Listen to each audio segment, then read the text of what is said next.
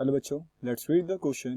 Who was Dietrich Brandis and why was he invited to India. Question कह रहा है कि डाइट्रिक ब्रांडिस कौन थे एंड उनको इंडिया में इनवाइटेड क्यों किया गया था। तो सबसे पहले क्वेश्चन का आंसर जानने से पहले हम सबसे पहले अपने की कंसेप्ट्स की बात करेंगे।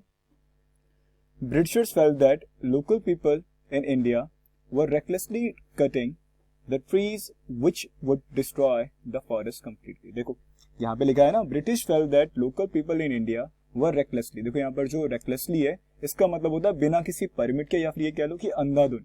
ठीक है, अब ये रेकलेसली क्या कट कर रहे थे? देखो लिखा है ना, रेकलेसली कटिंग द ट्रीज। ये क्या कट कर रहे थे? ट्रीज। मतलब ब्रिटिशर जब आए ना कॉलोनियल टाइम पर, तो उन्होंने देखा कि जो इंडिया के लोग हैं, इंडिया के जो लोकल लोग हैं, वो क्या कर रहे हैं, अपनी ग्रीड्स को पूरा करने के लिए पेड़ों को अंधाधुन काट रहे हैं।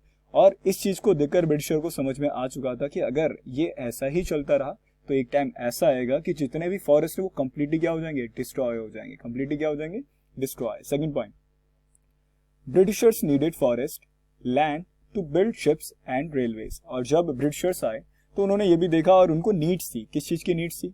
देखो सबसे पहले उनको लकड़ी, वुड चाहिए थी। किस लिए? ताकि वो अपना शिप्स वगैरह बिल्ड कर सकें, रेलवे बिल्ड कर सकें, इसलिए वो चाहते थे, इसलिए वो फॉरेस्ट को प्रिजर्व करना चाहते थे।